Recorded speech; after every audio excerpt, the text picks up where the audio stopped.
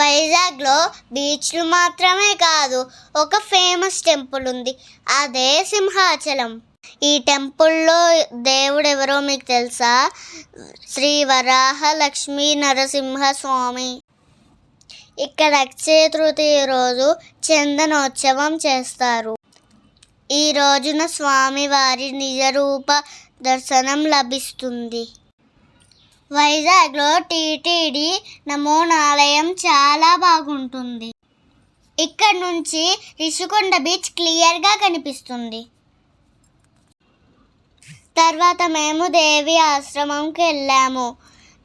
దీన్ని శ్రీచక్రపీఠం అని కూడా అంటారు. ఇక్కడ ప్రత్యేకత ఏంటో తెలుసా?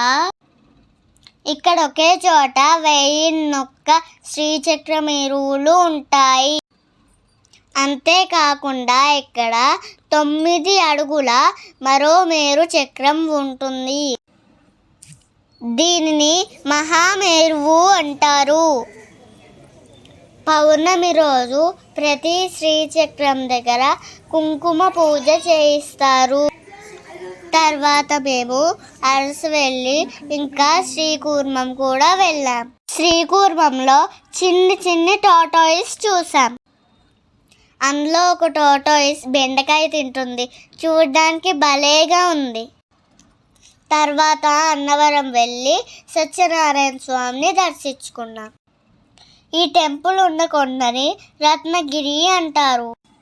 అక్కడ మేము సత్యనారాయణ స్వామి వ్రతం కూడా చేసుకున్నాం. నాకు చాలా హ్యాపీగా అనిపించింది. ఇక్కడితో మా వైజాగ్ సిరీస్ అయిపోయింది. మా వైజాగ్ సిరీస్ మీకు నచ్చిందా? అయితే లైక్ చేయండి, షేర్ చేయండి, కామెంట్ చేయండి. మా ఛానల్ని సబ్స్క్రైబ్ చేసుకుని మమ్మల్ని ఎంకరేజ్ చేయండి. బాయ్.